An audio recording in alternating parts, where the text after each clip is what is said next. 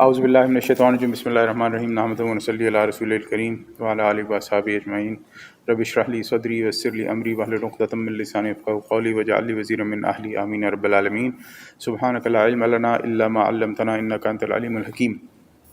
الحمدللہ ہم لوگ قرآن کا تعارف جو ہے اس کے بارے میں پڑھ رہے تھے۔ آج اس کے سلسلے میں ہماری دوسری کلاس ہے۔ ہم لوگوں نے بات کی تھی کہ قرآن کا اسلوب کلام کیا ہے، قرآن جو ہے وہ اپنے مخاطب سے کس طرح بات کرتا ہے۔ تو پھر ہم نے اس کے بارے میں بات کی تھی کہ منطقی اور فطری دونوں چیزوں کو سامنے رکھیں۔ آج ہم لوگ بات کریں گے کہ قرآن کی ترکیب اور تقسیم کیا ہے، یعنی قرآن کس چیز کا بنا ہوا ہے۔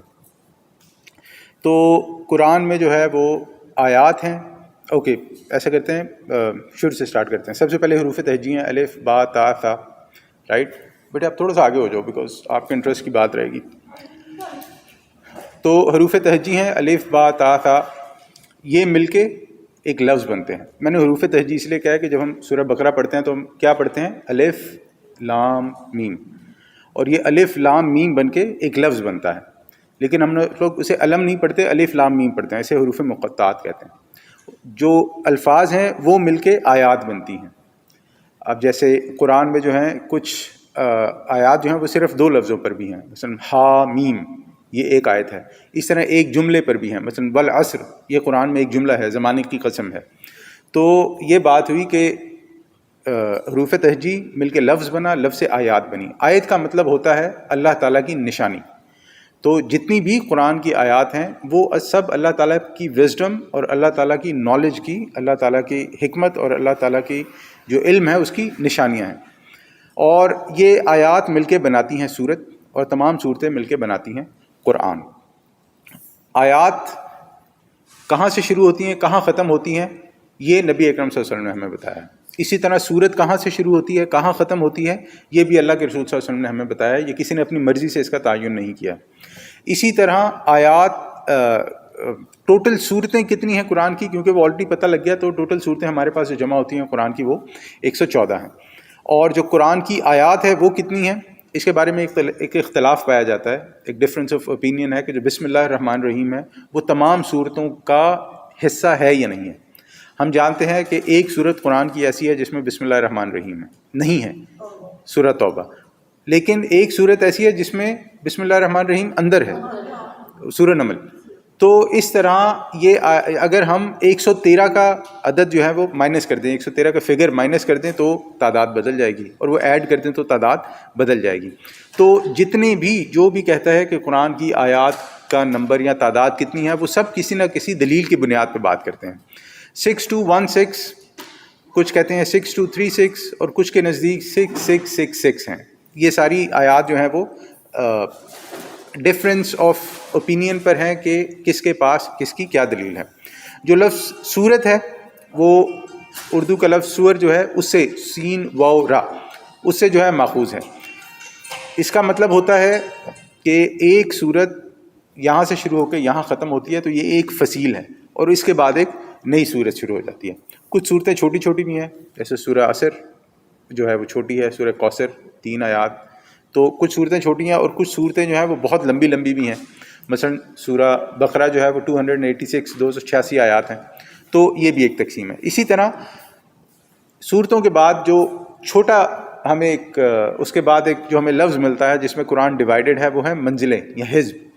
ہم سب جانتے ہیں قرآن کی 7 منزلیں ہیں، یا 7 عربی میں حزب کہا جاتا ہے۔ یہ لفظ بھی نبی اکرم صلی اللہ علیہ وسلم اور صحابہ کے زمانے میں پایا جاتا تھا۔ انہوں نے قرآن کو جنرلی 7 حزب میں، 7 منزلوں میں ڈیوائیڈ کیا ہوا تھا۔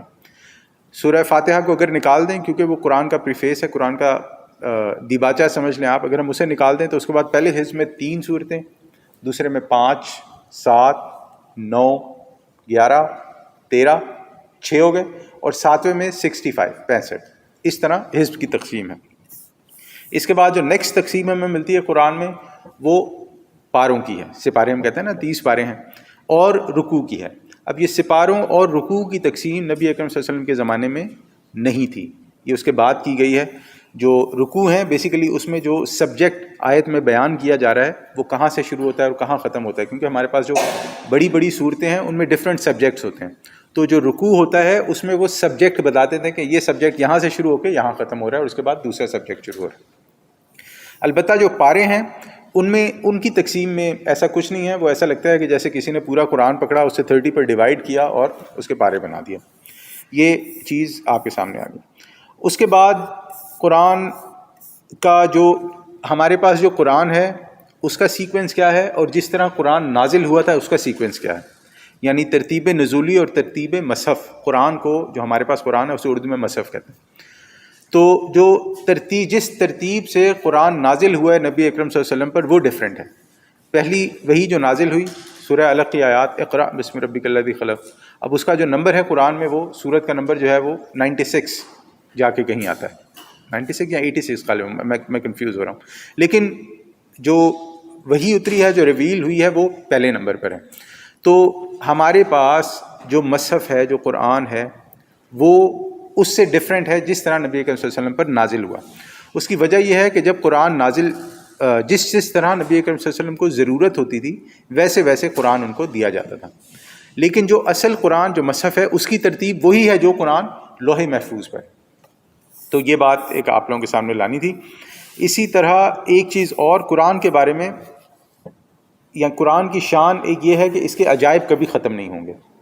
مثلا ہمارے جو علماء ہیں انہوں نے قرآن پہ بہت زیادہ کام کیا ہے, جہاں پر انہوں نے اس چیز کو بھی اخذ کیا ہے کہ قرآن میں جو صورتیں ہیں وہ گروپس کے حساب سے ہیں, کچھ صورتیں جو ہیں وہ پیئرز کے حساب سے ہیں, اور اسی طرح کچھ صورتیں جو ہیں وہ منفرد ہیں, یعنی اسٹینڈ الون ہیں. لیکن یہاں پر ایک چیز سامنے رہے کہ یہ والی جو ہدایات یا یہ والی جو باتیں ہیں یہ ساری ایجوکیشنل ہے, یہ علمی باتیں ہیں. اگر کوئی یہ بات نہیں سمجھتا تو اس سے اس کے علم پہ, یا اس کے علم کہہ رہا ہوں, اس سے اس کے ایمان پر کوئی فرق نہیں پڑتا ہے, کیونکہ ان چیزوں میں اختلاف کیا جا سکتا ہے کہ ایک صورت کی دوسری پیئر صورت کون سا بنتا ہے یا گروپ کیسے بنایا جائے. اس کے بعد آ جاتا ہے تدوین قرآن. تدوین قرآن کا مطلب قرآن جمع کیسے کیا گیا. یہاں پر یہ ہوا کہ نبی اکرم صلی اللہ علیہ وسلم کے زمانے میں پورا کا پورا قرآن نازل ہو گیا تھا, اور نبی اکرم صلی اللہ علیہ وسلم نے اپنے سامنے صحابہ کو وہ قرآن حفظ کروا دیا تھا کہ الحمد پہلی صورت ہے, سورہ بقرہ دوسری ہے, آل عمران تیسری ہے, نساء چوتھی ہے. اس طرح کر کے یہ قرآن نبی اکرم صلی اللہ علیہ وسلم کی زندگی میں ڈیسائیڈ ہو گیا تھا کہ پہلی دوسری سے لے کے 114 سورج تک کون سی صورتیں ہیں. اسی طرح نبی اکرم صلی اللہ علیہ وسلم کے زمانے میں جو آیات ہیں جسے انگلش میں ورس کہا جاتا ہے, وہ بھی ڈیسائیڈ ہو گئی تھی کہ کون سی پہلے ہے, کون سی بعد میں ہے, کون سی اس کے بعد ہے. البتہ یہ اختلاف بعد میں ہوا کہ یہ جو ایک بہت لمبی آیت ہے یہ ایک آیت ہے یا دو آیات ہیں, لیکن اس میں یہ اختلاف نہیں ہوا کہ یہ آیت ہے یا نہیں ہے, یہاں پر آئے گی یا نہیں. یہ میں آپ کو اس لیے بتا رہا ہوں کہ آگے چل کے اس پہ تھوڑی سی بات آئے گی. تو نبی اکرم صلی اللہ علیہ وسلم کے زمانے میں یہ کام ہو گیا, لیکن نبی اکرم صلی اللہ علیہ وسلم کے زمانے میں قرآن الحمد سے لے کے والناس تک ایک بک کی صورت میں لکھا ہوا موجود نہیں تھا.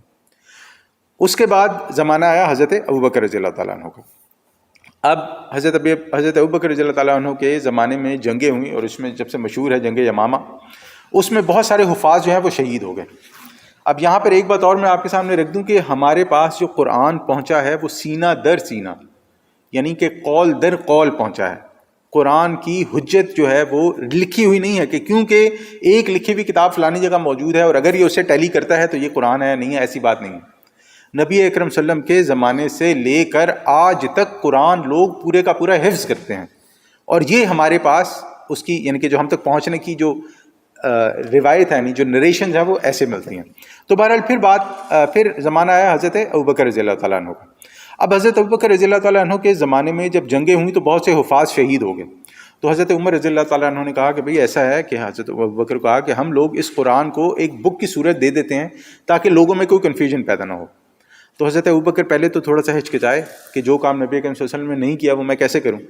تو حضرت عمر نے اور باقی صحابہ نے پھر اس پر مشاورت کی اور وہ سب ایگری ہو گئے کہ ہمیں یہ کام کرنا چاہیے. تو حضرت ابوبکر رضی اللہ تعالیٰ عنہ نے ایک کمیٹی بنائی, اس کا انچارج حضرت زید بن ثابت کو بنایا. حضرت زید بن ثابت جو ہیں وہ نبی اکرم صلی اللہ علیہ وسلم کے زمانے میں کاتب وحی تھے, یعنی وحی لکھا کرتے تھے, اور مختلف شہادتوں اور حفاظ کی مدد سے ایک بک ترتیب دے دی گئی. اس کے بعد یہ سوال پیدا ہوا کہ اس کا نام کیا رکھیں.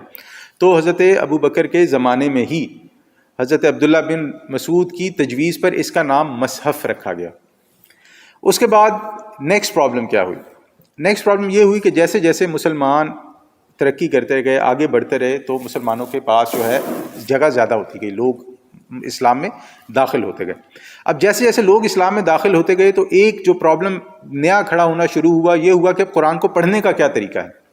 اب شروع میں تو یہ ہوا کہ لوگوں کی جو زبان ہوتی تھی، کیونکہ عرب ہی تھے سارے، عرب کے مختلف ڈائلیکٹ تھے، تو لوگ اس کو ویسے پڑھ لیتے تھے. جیسے میں نے پچھلی بار اگزامپل دی تھی کہ OFTEN کیا ہوتا ہے؟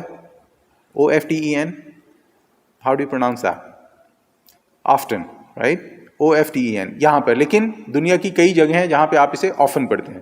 اسی طرح اردو میں ڈھیلا ہم لکھتے ہیں نا، ڈھیلا، اب وہ ڈھیلا ہے کہ ڈھیلا ہے، اسے کیسے پڑھیں گے؟ اسی طرح آخری ہے، اب وہ آخری ہے یا اسے اخرا پڑھیں گے؟ کلو ہے یا کلو ہے؟ اب جو اردو والے ہیں ان کے لیے آسان ہے، لیکن جو اردو والے نہیں ہیں، مثلا ایک دوست نے مجھ سے سوال کیا، اس نے کہا یہ ہاتھ ہے، یہ ہاتھ ہے. میں نے کہا جی یہ ہاتھ ہے.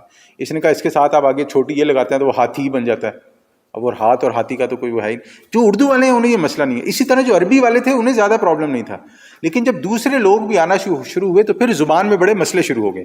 اسی طرح انگلش میں نوک کے کنوک یا نیسلے یا نیسٹل، یہ ساری چیزیں ہر زبان میں پائی جاتی ہیں. تو پھر یہ ہوا کہ حضرت عثمان رضی اللہ تعالیٰ کے زمانے تک پہنچتے پہنچتے یہ لفظی فرق اتنا زیادہ ہو گیا کہ لوگوں کے اندر بہت بڑی بڑی بحثیں شروع ہو گئیں.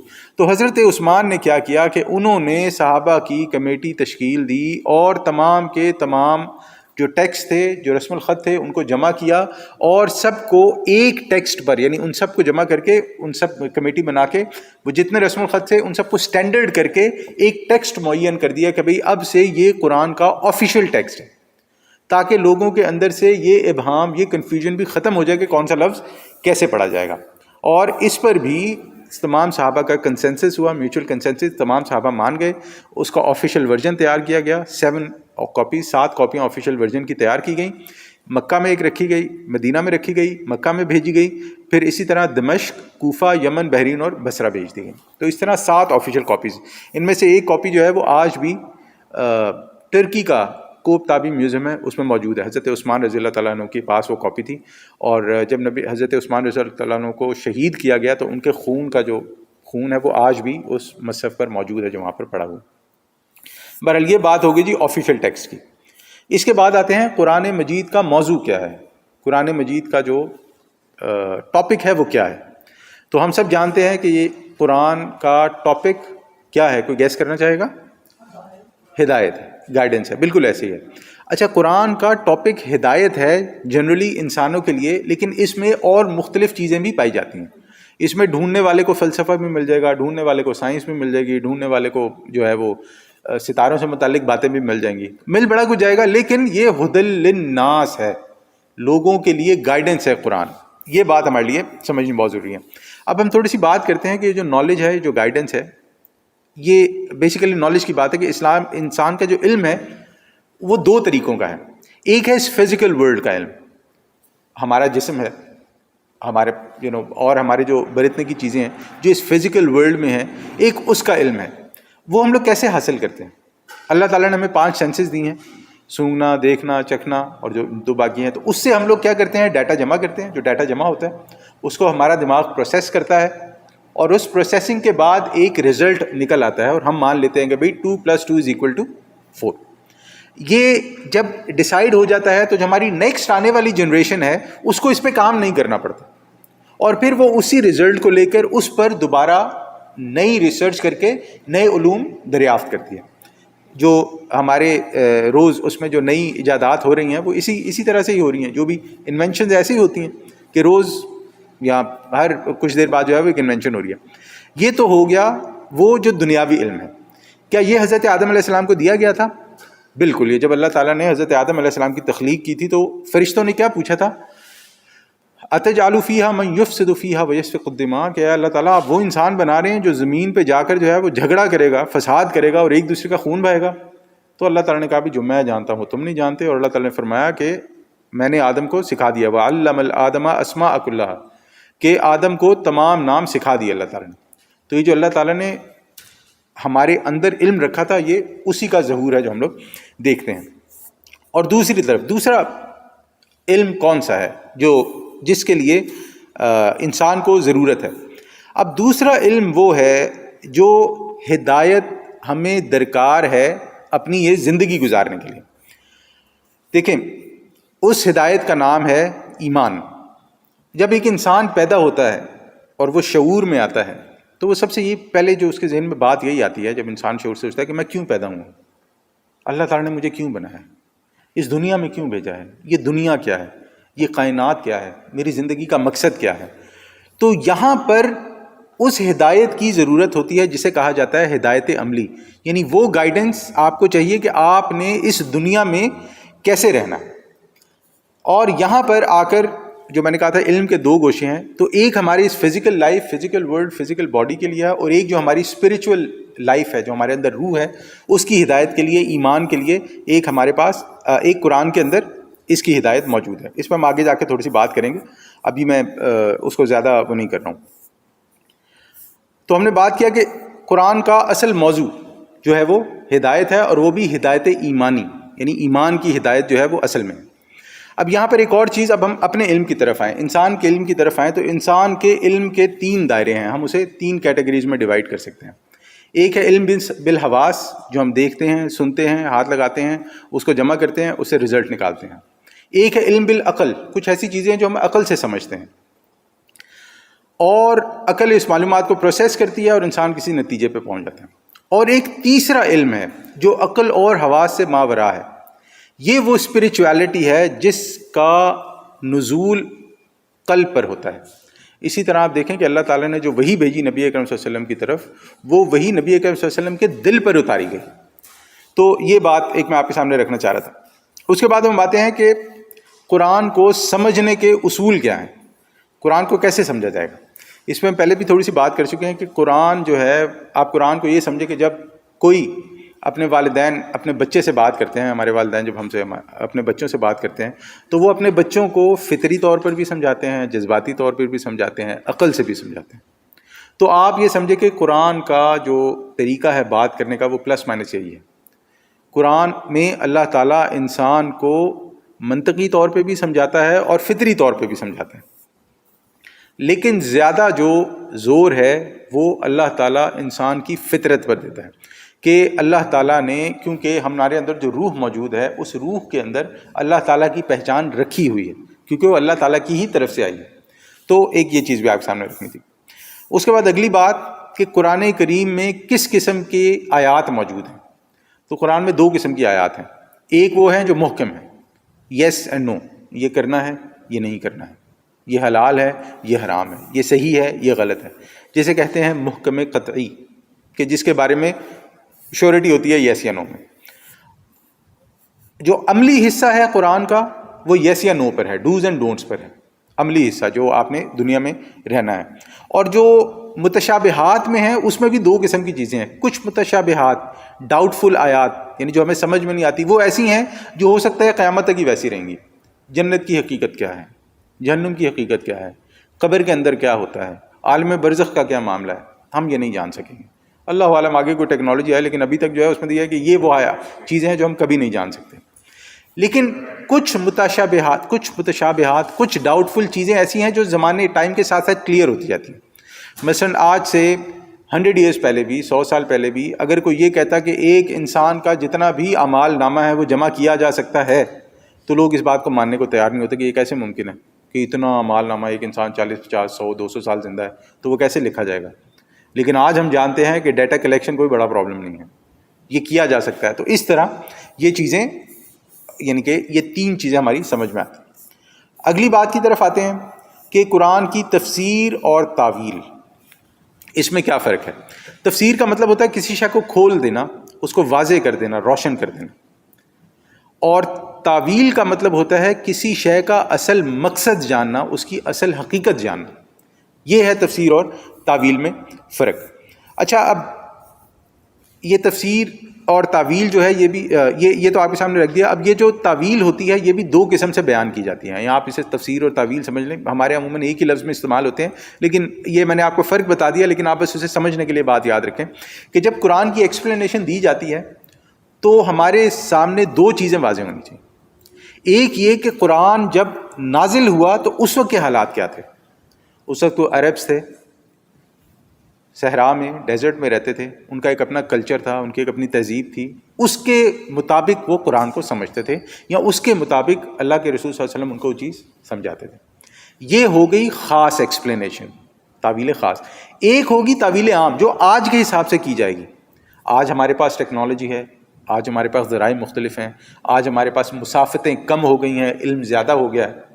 تو قرآن کو آج کے تناظر میں جو سمجھا جائے گا اس کو تعویل عام کہیں گے. اور تعویل عام میں جب ہم قرآن کو سمجھیں گے تو ہمیں بہت ساری چیزیں سمجھ میں آئیں گی کہ کس طرح ایک صورت کا تعلق یا ایک آیت کا تعلق دوسری آیت سے ہے، اور کیسے اس کا تعلق آج کے جو واقعات ہیں اس سے جڑتا ہے. اب ہم آتے ہیں اگلی بات کی طرف، قرآن پر تذکر اور تدبر. آپ نے سنا ہوگا نا، تذکر کرو تدبر کرو، یہ کیا چیز ہوتی ہے؟ دیکھیں، تذکر کا مطلب، تذکر جو ہے وہ لفظ وہ نکلا ہے ذکر سے. ذکر کہتے ہیں یاد دہانی کو. تو انسان کی فطرت کے اندر جو اللہ تعالیٰ کی پہچان موجود ہے، تو جب انسان قرآن کو پڑھتا ہے سمجھ کر اور بغیر کسی تعصب کے، تعصب کو کیا کہیں گے انگریزی میں؟ پریجڈس. بغیر اس کے، جب بغیر پریجڈس کے، بغیر جو ہے کوئی مائنڈ میک اپ کیے ہوئے، صرف اللہ تعالیٰ کو آپ یہ سمجھیں کہ یہ سمجھنے کے لیے کہ قرآن کیا کہتا ہے، اور اگر اس پر انسان کو عربی تھوڑی بہت اتنی آتی ہے کہ وہ قرآن کو ڈائریکٹ سمجھ سکے، تو تذکر کے لیے قرآن انسان کے اندر کو ہلا کے رکھ دیتا ہے کہ اللہ تعالیٰ سے انسان کا تعلق، انسان کی زندگی کی حقیقت کیا ہے، مرنے کے بعد کیا ہوگا، انسان کو کیا کرنا چاہیے. تذکر کے لیے بڑی بہترین اور بڑی آسان کتاب ہے، کیونکہ جیسے میں نے پہلے کہا کہ انسان کی فطرت کے اندر اللہ تعالیٰ کی محبت اور معرفت موجود ہے، اور جب انسان یہ قرآن پڑھتا ہے تو اس کو وہ چیزیں دوبارہ سے ریفریش ہونی شروع ہو جاتی ہیں. البتہ جو تدبر ہے اس کا کیا مطلب ہے؟ تدبر کا مطلب ہے کہ انسان قرآن کی گہرائی میں جا کے سوچے کہ یہ کیا چیز ہے. اور اس حساب سے قرآن دنیا کی مشکل ترین کتاب ہے، کیونکہ قرآن دراصل علم الہی ہے، اور علم الہی کسی انسان کے لیے مکمل طور پہ سمجھنا ناممکن ہے. یہ ہو ہی نہیں سکتا. ہم لوگ دنیا کی تعلیم جو ہے وہ مکمل نہیں سمجھ سکتے، تو قرآن کیسے سمجھیں گے؟ تو یہ بات ہمارے سامنے رہنی چاہیے کہ اگر کوئی قرآن پر تذکر، ذکر کی نیت سے پڑھتا ہے تو اس کے لیے چیزیں سمجھنی آسان، لیکن اگر کوئی تدبر کرنا چاہتا ہے قرآن پر تو اس کے لیے اسے عربی پڑھنی پڑے گی. جو جاہلیت کی عربی ہے، جو جاہلیت کے اشعار ہیں وہ پڑھنے پڑیں گے. جس زمانے میں قرآن نازل ہوا تھا اس زمانے کے بارے میں اسے جاننا پڑے گا. اس طرح اسے منطق پڑھنی پڑے گی، اس طرح اسے احادیث سیکھنی پڑیں گی، علم بیان سیکھنا پڑے گا، پھر وہ قرآن کے تدبر کا حق ادا کر سکتا ہے. اب ہم آگے آتے ہیں کہ جو ہدایت عملی ہے، جو قرآن کی ہدایت عملی ہے، اس کے بارے میں ہمارے لیے کیا سامنے ہونا چاہیے. دیکھیں، عملی کے حساب سے جیسے میں نے بات کیا، یس، نوز، ڈوز، ڈونٹس، اور کیا کرنا ہے کیا نہیں کرنا ہے، کچھ چیزیں تو بڑی اسٹریٹ ہیں، لیکن کچھ ہدایات عملی ہیں جس کے لیے ہمارے پاس آج کا جو علم، آج کے جو مسائل ہیں ان کا علم ہونا بھی بہت ضروری ہے. مثلاً آج اگر ہم کوئی بینکنگ پہ بات کرنا چاہتا ہے اور اس نے بینکنگ پڑھی ہی نہیں ہے، اسے فائنینسز کا پتہ ہی نہیں ہے، تو وہ کیسے نکال سکتا ہے کہ قرآن کے احکامات اس کے بارے میں کیا ہونے چاہیے یا کیا نہیں ہونے چاہیے. پیپر کرنسی کیا ہے اگر کوئی یہ جانتا ہی نہیں ہے، اب تو ڈیجیٹل کرنسی آ گئی ہے، اس کے بارے میں کوئی جانتا ہی نہیں ہے، تو وہ قرآن سے کیسے ہدایت لے سکتا ہے. تو ہدایت عملی کے ضمن میں یہ چیز سمجھنی بہت ضروری ہے کہ ہم لوگ یہ کوشش کریں، خیر ہم لوگ تو نہیں، یعنی کہ یہ کوشش کرنی چاہیے کہ یعنی ایسی یونیورسٹیز قائم ہوں، ایسے ادارے قائم ہوں جہاں پر اسٹوڈنٹس کو یہ علوم پڑھائے جائیں تاکہ قرآن پر تدبر کرنے کا حق ادا کیا جا سکے. اس طرح ہم آگے آتے ہیں، اب جو ہم نے اگلی بات اس کی طرف آنا ہے کہ اس جو ہدایات ہیں، عملی ہدایات، اس کے بارے میں دو چیزیں ہمارے سامنے رہنی چاہیے. ایک یہ کہ جب دین پر عمل کرنے کی بات آئے گی، آپ نے نماز کیسے پڑھنی ہے، روزہ کیسے رکھنا ہے، قرآن کی اپنا زکوٰۃ کا کیا حساب ہے، یہ ان چیزوں کے بارے میں جب دین کی ان چیزوں کے بارے میں بات آئے گی تو آپ پیچھے سے پیچھے کی طرف جائیں گے کہ جو رسول اللہ صلی اللہ علیہ وسلم اور جو اصحاب رسول صلی اللہ علیہ وسلم رہے ہیں ان کا طریقہ کیا رہا ہے. اور جب بات آئے گی سائنسی حوالہ جات کے بارے میں یا جو آج کے پرابلمز ہیں، تو اس کے لیے ہمیں آگے سے آگے جانا پڑے گا، کیونکہ ظاہر بات ہے یہ ٹیکنالوجی، یہ علم اس وقت موجود نہیں تھے، تو اس کے لیے ہم لوگ پیچھے نہیں جا سکتے. اس کے لیے ہمیں جو آگے آنے والے معاملات ہیں ان کو سمجھنا ضروری ہے. لیکن افسوس یہاں پر ایک چیز کی طرف اشارہ کرتا چلوں کہ افسوس کا معاملہ یہ ہے کہ آج کے دور میں بھی بہت کم لوگ ہیں جس کی توجہ اس کی طرف ہے. بہت کم لوگ ہیں جو آج کے دور میں بھی علماء کرام کو جو عربی وغیرہ پڑھنے کے بعد یہ پڑھاتے ہیں کہ سائنس کیا ہے, جدید علوم کیا ہے, آج کی دنیا میں کائنات کا تصور کیا ہے. تو جب ہمارے علماء کرام اس چیز کو نہیں سمجھیں گے یا نہیں سیکھ سکیں گے تو پھر وہ لوگ فقہ کی حد تک تو بہت اچھے سے معاملات نپٹا لیں گے, جو دین میں عبادات کی فقہ ہے وہاں تک تو بڑا اچھا معاملہ رہے گا, لیکن پریکٹیکل لائف میں بہت سارے پرابلمز ہونے شروع ہو جائیں گے. الحمدللہ اس پہ کام ہو رہا ہے, الحمدللہ اس پہ کام ہو رہا ہے. اب ہم آتے ہیں کہ فہم قرآن کے لیے آپ کو کس قسم کے جذبے کی ضرورت ہے. اس کے لیے میں آپ کو ایسے سمجھاؤں گا کہ ہم لوگ جس عمر سے گزر رہے ہیں ساری باتیں ہمارے بچے ہیں. فرض کریں اگر آپ کا کوئی بچہ آ کے آپ کو یہ کہتا ہے کہ آپ نے ہمارے ساتھ اچھا نہیں کیا, آپ کو جو ہے نا ہمیں یہ پڑھانا چاہیے تھا, آپ کو چاہیے تھا کہ آپ ہمارے ساتھ یہ کرتے, تو آپ اسے کہیں گے کہ بچے یہ ایسے بولنا بڑا آسان ہے, لیکن اگر تم ہماری جگہ ہوتے نا تو پھر پتہ لگتا کہ زندگی کیسے گزرتی ہے. تو یہ جو سمجھنا ہے نا کہ زندگی کیسے گزرتی ہے, تبدیلی کیسے لائی جاتی ہے, پرورش کیسے کی جاتی ہے, یہ انسان تب ہی سمجھ سکتا ہے جب وہ اس میدان میں قدم رکھے گا. تو قرآن کا بھی یہی معاملہ ہے کہ اگر قرآن کو اس لیے نہ پڑھا جائے کہ ہم لوگ اس قرآن کے ذریعے سے معاشرے میں کوئی مثبت تبدیلی لانا چاہتے ہیں, تو پھر یہ کتاب محض ایک کتاب کی حیثیت سے رہ جائے گی. انسان پڑھے گا, کچھ چیزوں کو اپریشیٹ کرے گا, واہ واہ کرے گا, توبہ استغفار کرے گا اور کتاب بند کر دے گا. یعنی اپنے ڈرائنگ روم میں بیٹھ کے, ہمارے استاد محترم فرمایا کرتے تھے کہ اپنے ڈرائنگ روم میں بیٹھ کے 1 کلو بریانی, وہ تو 2 کلو کہتے تھے, 1 کلو بریانی کھا کے اور اس کے بعد 2 پیپسیاں پی کر پھر آپ کہیں کہ جی قرآن کہتا ہے کہ تبدیلی لاؤ, تو یہ بڑا مشکل ہو جائے گا سمجھنا. لیکن اگر آپ نکلیں باہر, لوگوں سے بات کریں, لوگوں کو تبلیغ کریں, لوگوں کو بتائیں قرآن کا پیغام کیا ہے, خود آپ نے سمجھا ہو, لوگوں کے سوالوں کے جواب دیں, آپ بتائیں کہ قرآن کس قسم کی تبدیلی جاتا ہے, قرآن کیسا معاشرہ قائم کرنا چاہتا ہے, قرآن میں عدل کا کیا تصور ہے, ان کا پھر آپ کو پتہ لگے گا کہ قرآن آپ سے چاہتا کیا ہے. اگر یہ نہیں ہوگا تو پھر آپ جو ہے نا قرآن سے بھرپور فائدہ نہیں اٹھا سکیں. اس کے بعد قرآن اللہ تعالیٰ کی طرف سے ہے, یہ ہم سب جانتے ہیں. اس کو سمجھنے کے 2 طریقے ہیں. ایک یہ کہ جسے ہم کہیں گے خارجی ثبوت, یعنی ایکسٹرنل جو اس کے پروفز ہیں وہ کیا ہیں. اس میں سب سے پہلی بات یہ ہے کہ اگر ہم نبی اکرم صلی اللہ علیہ وسلم نبی اکرم صلی اللہ علیہ وسلم کی زندگی کا مطالعہ کریں اور قرآن کو اس کے ساتھ رکھیں تو یہ ایک اپنے میں بہت لمبا موضوع ہے.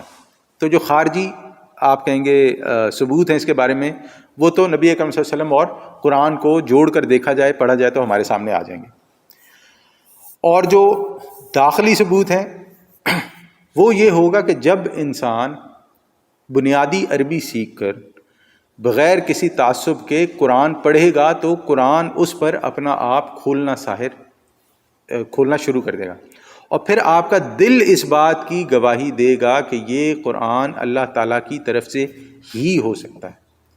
مثلا اس کی مثال دیتے ہیں کہ اگر فرض کریں کسی شخص نے کبھی پیپسی نہیں پی یا کوک نہیں پی, اور آپ اسے یہ بتانے کی کوشش کرتے ہیں کہ پیپسی کیسی ہوتی ہے, تو آپ اسے کہیں گے کہ یہ کالے سے رنگ کا مشروب ہوتا ہے. اب وہ کالا کہتے ہی وہ بندہ پریشان ہو جائے گا, یہ کیسا مشروب کالا.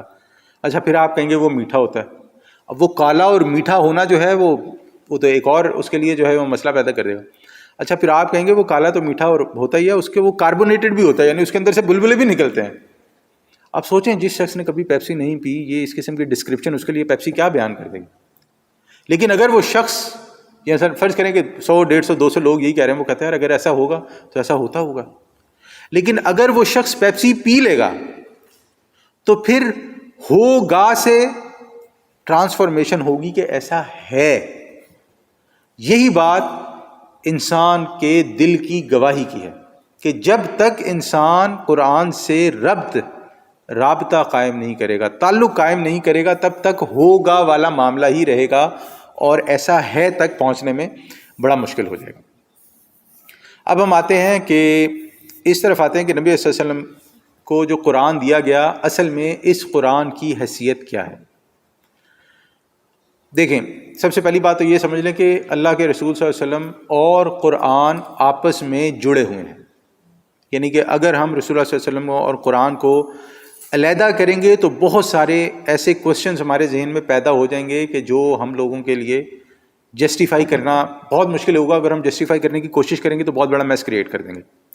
تو جب یہ بات سمجھ میں آ جائے تو پھر ہمارے لیے یہ بات سمجھنی بڑی آسان ہو جائے گی کہ نبی اکرم صلی اللہ علیہ وسلم کو جو معجزہ دیا گیا ہے وہ قرآن ہے. اس کو بھی تھوڑا سا سمجھ لیتے ہیں کہ کیسے. دیکھیں, معجزے کا مطلب ہے عاجز کر دینے والی چیز. اگر کسی موقع پر فزیکل لاز ٹوٹ جائیں تو اسے اردو میں کہتے ہیں خرق عادت. مثلا آگ جلاتی ہے, حضرت ابراہیم علیہ السلام کو آگ نے نہیں جلایا. سمندر جڑا ہوا ہے, حضرت موسیٰ علیہ السلام نے عصا مارا, سمندر 200 میں ہو گیا, پھٹ گیا. یہ وہ چیزیں ہیں جو خرق عادت ہیں. ان چیزوں کا ظہور کرامات کی صورت میں کسی انسان سے بھی ہو سکتا ہے. ہم دیکھتے ہیں نا, کئی بار ایسے ہوتا ہے ہمارے اپنے ساتھ کوئی ایسا واقعہ ہو جاتا ہے کہ ہم کہتے ہیں یہ تو اللہ نہیں کر دیا, ورنہ میں نے تو سوچا تھا کہ آج ہو گیا کام جو بھی ہونا تھا. بالکل ہوتا ہے, یہ ہم اپنے ساتھ دیکھتے ہیں, بڑے لیول پر بھی دیکھتے ہیں. البتہ جو معجزہ ہوتا ہے وہ خرق عادت تو ہوتا ہی ہے, یعنی اسے فزیکل لا تو ٹوٹتا ہی ہے, لیکن اس کے ساتھ ساتھ ایک چیلنج بھی ہوتا ہے کہ تم بھی کر کے دکھاؤ. کرامات ایک بندے سے ہوتی ہیں, دوسرے سے بھی ہو سکتی ہیں, تیسرے سے بھی ہو سکتی ہیں, لیکن جو معجزہ ہوگا وہ چیلنج ہوگا. مثلا ہم حضرت موسیٰ علیہ السلام کی بات کرتے ہیں کہ جب حضرت موسیٰ علیہ السلام فرعون کے دربار میں گئے تو اللہ تعالیٰ نے انہوں نے 2 معجزہ عطا کیے تھے. ایک انہوں نے اپنے وہ یہاں سے ہاتھ رکھتے تھے اپنے بغل میں اور نکالتے تھے تو وہ ہاتھ چمک جاتا تھا, اور دوسرا معجزہ انہیں دیا گیا تھا لاٹھی. اب جب وہ فرعون کے دربار میں پہنچے تو انہوں نے اپنا پہلا معجزہ دکھایا, پھر انہوں نے اپنا دوسرا معجزہ دکھایا جو لاٹھی کا تھا. تو فرعون نے کہا کہ بھی بلا لو سارے جادوگروں کو, ہم اسے دکھاتے ہیں, یہ کر سکتا ہے, دیکھو ہم بھی کر کے دکھاتے ہیں. لیکن جب حضرت موسیٰ علیہ السلام نے اپنی لاٹھی کا معجزہ دکھایا اور وہ لاٹھی سانپ بن کے اور جادوگروں کے سانپوں کو کھا گئی, تو جادوگروں نے کیا کہا, انہوں نے کہا بھی ہم لے آئے موسیٰ کے رب پہ ایمان لے آئے. کیونکہ وہ اس فیلڈ کے ایکسپرٹ تھے, اس لیے وہ جانتے تھے کہ یہ جادو نہیں, یہ اللہ کی طرف سے. تو جس بات کی طرف میں اشارہ کرنا چاہ رہا ہوں کہ اسی طرح اگر کوئی شخص یہ سمجھنا چاہتا ہے کہ قرآن معجزہ کیسے ہے تو اس کے لیے یہ سیکھنا ضروری ہوگا کہ قرآن کیا چیلنج کرتا ہے اور کیسے چیلنج کرتا ہے. اب دیکھیں نا, اگر ہم مثلا میں ڈاکٹر نہیں ہوں لیکن ہمیں ڈاکٹری کی کتابیں پڑھ کے اپنی طرف سے جو ہے وہ ہمارے یہاں کہتے ہیں بونگیاں مارنی شروع کر دیں, یا اگر کوئی شخص ایسا کرنا شروع کر دے تو آپ اس شخص کو ڈاکٹر تو نہیں کہیں گے. تو اگر کوئی شخص کسی فیلڈ کا ایکسپرٹ نہ ہو تو وہ اس چیلنج کو سمجھ نہیں سکتا ہے. تو یہ بات بھی ہمارے سامنے رہنی چاہیے. اس کے بعد جو نبی صلی اللہ علیہ وسلم کے, ایک تو قرآن نبی صلی اللہ علیہ وسلم کو معجزہ دیا ہی گیا ہے, اور قرآن کئی مقامات پر اس بات کو چیلنج کرتا ہے کہ اگر تم سمجھتے ہو اللہ کا کلام نہیں ہے, وَإِن كُنتُمْ فِي رَيْبٍ مِّمَّا نَزَّلْنَا عَلَىٰ عَبْدِنَا فَأْتُوا بِسُورَةٍ مِّن مِّثْلِهِ. تو بھئی اگر آپ کو لگتا ہے کہ یہ کلام اللہ کی طرف سے نہیں ہے تو ایسی صورت بنا کے لے آؤ. تو یہ کئی مقامات پر ملتا ہے. اور اس کے علاوہ نبی صلی اللہ علیہ وسلم کے جو چند ایک معجزات ہیں جس کا ہم زیادہ ذکر نہیں کیا جاتا ہے, نبی صلی اللہ علیہ وسلم سے جو ہے وہ جانور جب کوئی بات کرتا تھا تو نبی صلی اللہ علیہ وسلم کو یہ معجزہ عطا کیا تھا, وہ سمجھ جاتے تھے. نبی صلی اللہ علیہ وسلم کا ایک معجزہ یہ بھی تھا کہ وہ پیچھے بھی دیکھ سکتے تھے. اسی طرح نبی صلی اللہ علیہ وسلم کے سامنے یہ بھی واقعات پیش آئے کہ جب کھانا پیش کیا گیا کم تھا, لیکن نبی صلی اللہ علیہ وسلم کی برکت سے وہ کھانا سب کے لیے کافی ہو گیا. دودھ والا معاملہ بھی ہمیں ایسا ملتا ہے. اور اگر کسی نے تفصیل دیکھنی ہے تو مولانا شبلی نعمانی کی ایک پوری کتاب ہے, شبلی نعمانی کی ایک پوری کتاب ہے معجزات پر, وہ دیکھی جا سکتی ہے. لیکن جو اصل معجزہ ہے وہ قرآن کا, جو نبی صلی اللہ علیہ وسلم کو دیا گیا وہ قرآن کا ہی ہے. اور قرآن کا چیلنج بھی ہے کہ اگر آپ اسے معجزہ نہیں سمجھتے ہو تو پھر اس جیسا کلام بنا کر لے آؤ. اور ہم یہ جانتے ہیں کہ اس جیسا کلام بنانے کی کوشش نبی اکرم صلی اللہ علیہ وسلم سے لے کر آج تک ہو رہی ہے. اب کوئی بھی کھڑا ہو کے یہ نہیں کہہ سکتا کہ یہ کوشش صحیح ہے یا غلط ہے جب تک اس فیلڈ کے ایکسپرٹ اس چیز کو نہ کہیں کہ یہ اس کے ایکول ہے. اب ہم آتے ہیں کہ قرآن کس کس اعتبارات سے معجزہ ہے. تو سب سے پہلی بات تو یہ کہ قرآن بطور کلام تو معجزہ ہے ہی, یعنی جو اللہ تعالیٰ کا کلام ہے وہ اٹ سیلف ایک معجزہ ہے, لیکن قرآن بطور ہدایت بھی ایک معجزہ ہے. بطور ہدایت کیسے معجزہ ہے؟ دیکھیں, اس دنیا میں انسان کو بہت سارے ایسے پرابلمز ہیں جس کا ان کے پاس جواب نہیں ہے. اگر ہم ان سب کو جمع کریں نا تو وہ 2 سے 3 ہی جنرل بنتے ہیں. سب سے پہلا جو اس دنیا کا پہلی دن سے پرابلم ہے وہ ہے مرد اور عورت کے حقوق کیا ہونے چاہیے. اگر ہم مرد اور عورت کے حقوق میں سے اللہ تعالیٰ کی ہدایت کو نکال دیں تو انسان کبھی بھی اس بات پر متفق نہیں ہو سکتا کہ صحیح کیا اور غلط ہے, کیونکہ عورتیں مرد نہیں ہیں اور مرد عورت نہیں ہیں. یہ جنگ تا قیامت جاری رہے گی. لیکن اللہ تعالیٰ ہمارا کریٹر ہے، اور اللہ تعالیٰ ہمیں بتاتا ہے کہ بھئی اللہ تعالیٰ نے عورت کو اس لیے پیدا کیا، مرد کو اس لیے پیدا کیا. عورت کا یہ مقام ہے، مرد کا یہ مقام ہے. عورت کی یہ ذمہ داری ہے، مرد کی یہ ذمہ داری ہے. اور آپ دیکھیں کہ جب ان چیزوں کے ساتھ میس کرنا شروع کیا گیا، ان کے ساتھ پرابلم کرنی شروع کی گئی، خاندانی ادارہ تباہ، جو ہمارے فیملی ویلیوز ہیں وہ تباہ. عورت کی ویلیو، جو عورت کی ویلیو رہی وہ کیا رہ گئی ہمارے سامنے. اگر آپ دیکھیں پیچھے چلے جائیں، اسلام کے آنے سے پہلے جو عورت کی ویلیو تھی، جو ملکیت اور جو جانوروں کی طرح ٹریٹ کیا جاتا تھا، اور اس کے اسلام آنے کے بعد جو عورت کو رائٹس دیے گئے، جو عورت کے ساتھ آپ یہ سمجھے کہ جو سلوک کیا گیا، یعنی مرد کی جوتی کی نوک سے اٹھا کر اسلام نے عورت کو گھر کے مرد کے سر کا تاج بنا دیا. اب میں اگر اس کی ڈیٹیل میں جاؤں گا تو بڑی لمبی بات ہو سکتی ہے کہ نبی صلی اللہ علیہ وسلم نے کتنی بشارتیں دی ہیں جن کی بیٹیاں ہیں، جنت کی بشارت دی ہے، ماں کے بارے میں کیا حکم بیان کیا ہے، بیویوں کے ساتھ اچھے سلوک کے بارے میں کیا حکم بیان کیا ہے، اور اس طرح اور بہت ساری باتیں ہیں. تو اگر ہم اس چیز کو علم وحی کے تناظر سے نکال کر دیکھیں گے تو بہت بڑا کیوس، بہت بڑا پرابلم ہمارے معاشرے میں کھڑا ہو جائے گا.